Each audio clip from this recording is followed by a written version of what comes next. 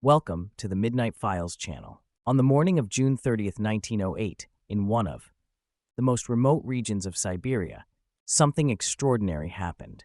At approximately 7:14 in the morning local time, the sky over the Podkamennaya Tunguska River suddenly split apart in a blaze of light. A massive explosion shook the earth with a force that would be felt thousands of kilometers away. In an instant, 80 million trees across more than 2,000 square kilometers of dense forest were flattened like matchsticks. The blast was so powerful that seismographs in Western Europe recorded the shock waves. Yet despite the catastrophic destruction, the event occurred in such an isolated area that nearly 2 decades would pass before scientists could investigate what had happened. This was the Tunguska event, the largest impact event in recorded human history.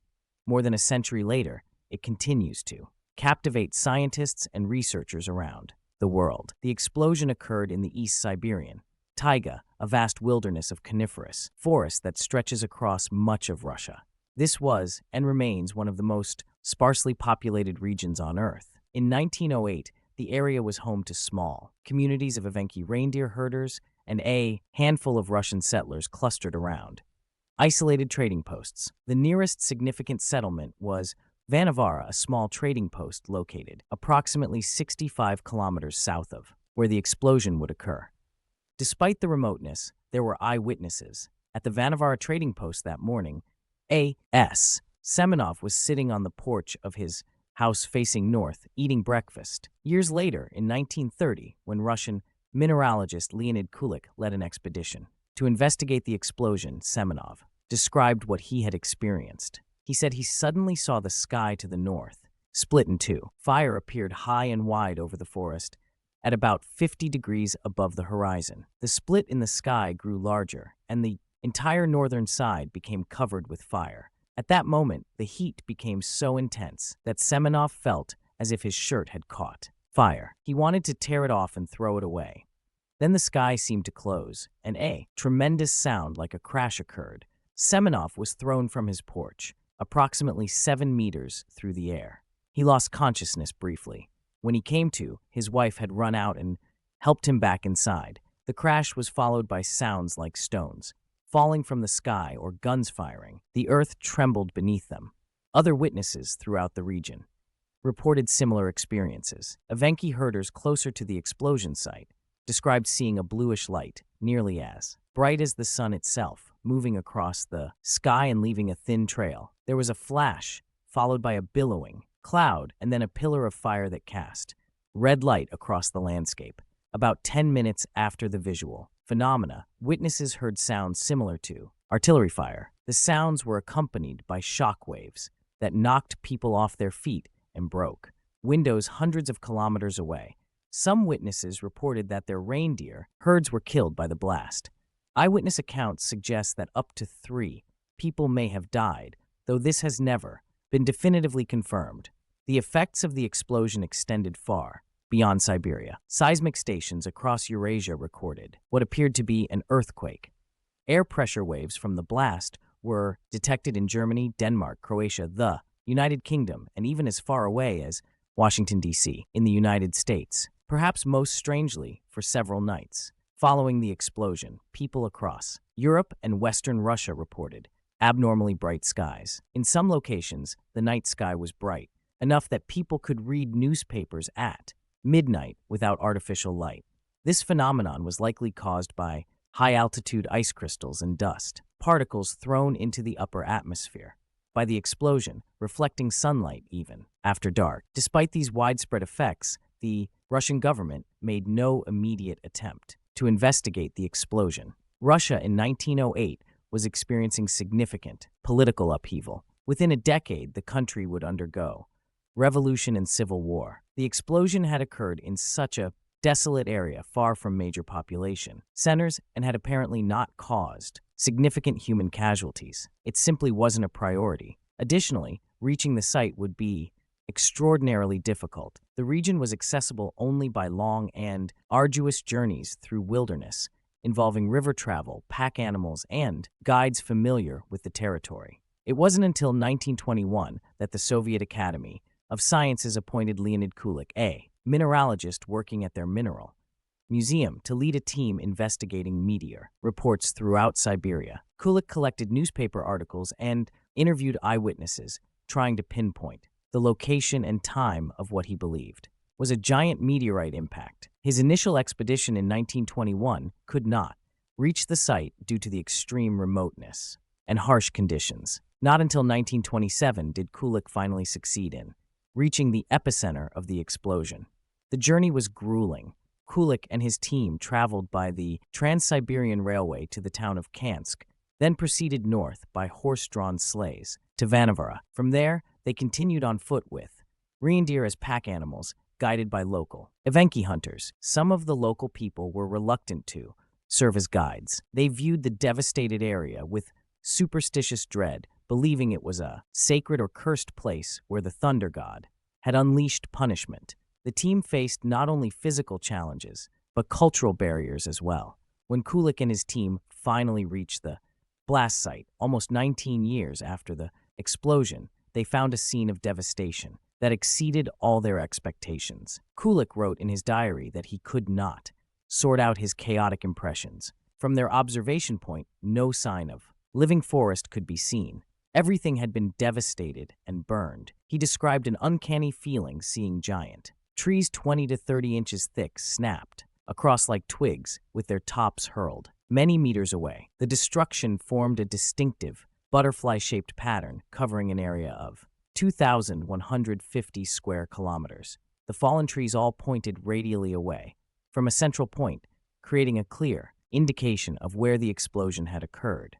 As the team approached what they expected to be ground zero, they found something completely unexpected. Instead of an impact crater, which one would expect from a giant meteorite strike, there was nothing. At the epicenter, trees remained standing, though they had been stripped of all branches and bark, creating an eerie forest of bare poles. This suggested the explosion had occurred not at ground level, but high in the atmosphere. The blast wave had come down from above, knocking trees outward in all directions, but leaving those directly beneath the explosion still upright, though devastated. Kulik made several subsequent expeditions to the site between 1927 and 1939, documenting the destruction and searching for meteorite fragments. He found holes in the ground that he initially believed were meteorite impact sites, but he lacked the means to properly excavate them. What he didn't find was any large meteorite or obvious crater. This absence of physical evidence became one of the central mysteries of the Tunguska event. Over the following decades, scientists proposed various theories to explain what had happened. The most widely accepted explanation is that a cosmic object, either an asteroid or a comet, entered Earth's atmosphere at tremendous speed. Estimates suggest the object was approximately 50 to 60 meters in diameter, traveling at around 27 kilometers per second, roughly 80 times the speed of sound. As this object plunged through the atmosphere, the intense friction and compression of air in front of it caused it to heat to extreme temperatures. The object began to fragment and disintegrate. At an altitude of approximately 5 to 10 kilometers above the ground, it exploded in what scientists call an airburst. The energy released by this explosion has been estimated at between 3 and 50 megatons of TNT, with most estimates centering around 10 to 15 megatons. To put this in perspective, this is approximately 1,000 times more powerful than the atomic bomb dropped on Hiroshima in 1945. The explosion was powerful enough to have completely destroyed a major city. If the Tunguska event had occurred over London, it would have devastated everything within the M25 motorway and killed millions. The fact that it occurred in one of the most sparsely populated regions on Earth may have prevented one of history's greatest catastrophes. The airburst theory explains several key features of the Tunguska event. It explains why there was no impact crater, why the trees at ground zero remained standing while those farther out were knocked down, and why no large meteorite fragments were ever found. The object vaporized in the explosion, leaving only microscopic particles that later expeditions have identified as being of extraterrestrial origin, though these particles are too small to definitively determine whether the object was an asteroid. or a comet. Some scientists have suggested the object was a comet rather than an asteroid. One piece of evidence supporting this theory is the bright nighttime skies observed across Europe following the explosion. Comets are composed largely of ice, and if a comet exploded in the upper atmosphere, it would release enormous quantities of water, vapor, and ice crystals, which could explain the unusual atmospheric effects. Additionally, cometary material is more fragile than rocky asteroids and would be more likely to completely disintegrate in an airburst, leaving no large fragments. The Tunguska event has also inspired more exotic theories over the years. Some people have suggested it was caused by a black hole passing through Earth, or by antimatter, or even by an exploding alien spacecraft or a secret weapon test by scientist Nikola Tesla. While these theories make for interesting speculation, they lack scientific support and fail to explain the observed evidence as well as the airburst hypothesis does. In 2013, a much smaller but similar event occurred over Chelyabinsk, Russia, about 1,500 kilometers west of Tunguska. A meteor, approximately 20 meters in diameter, exploded in the atmosphere over the city, releasing energy equivalent to about 400 to 500 kilotons of TNT. The blast wave shattered windows across the city, injuring more than 1,000 people, though fortunately causing no deaths. The Chelyabinsk event provided scientists with an opportunity to study a similar phenomenon with modern instruments and video documentation, helping to better understand what likely happened at Tunguska. Modern analysis suggests that Tunguska-sized impacts occur on Earth approximately once every few hundred years on average. However, predicting exactly when and where such events will occur remains extremely difficult. This uncertainty is one reason why astronomers around the world now actively search for and track near-Earth objects, asteroids and comets whose orbits bring them relatively close to our planet. Programs like Linear, Pan-STARRS, and NEOWISE catalog these objects to better understand the threat they may pose. The United Nations has designated June 30th as International Asteroid Day, commemorating the anniversary of the Tunguska event and raising awareness about the importance of detecting and tracking potentially hazardous asteroids. NASA has established a Planetary Defense Coordination Office to coordinate efforts to detect and respond to potential asteroid threats.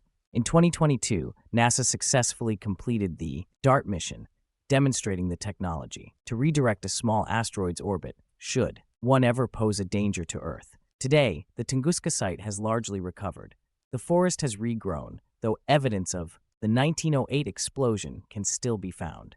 Fallen trees remain on the ground, and scientists continue to visit the area to conduct research. A small museum in Vanavara exhibits photographs, models, and artifacts related to the event. The site has become a destination for scientists, tourists, and adventurers willing to make the difficult journey to this remote corner of Siberia. The Tunguska event stands as a powerful reminder that Earth exists in a cosmic shooting gallery. Rocks of various sizes constantly enter our atmosphere. Most burn up harmlessly as meteor showers, but occasionally larger objects penetrate deeper, and very rarely something the size of the Tunguska impactor arrives. When it does, the results can be catastrophic. The fact that the 1908 explosion occurred over uninhabited wilderness rather than a populated area was purely a matter of chance. The next time may be different. Understanding events like Tunguska and developing the capability to detect and potentially deflect threatening asteroids may prove to be not just scientifically interesting, but essential to human survival. Please like and subscribe, and I'll see you in the next video. Thank you.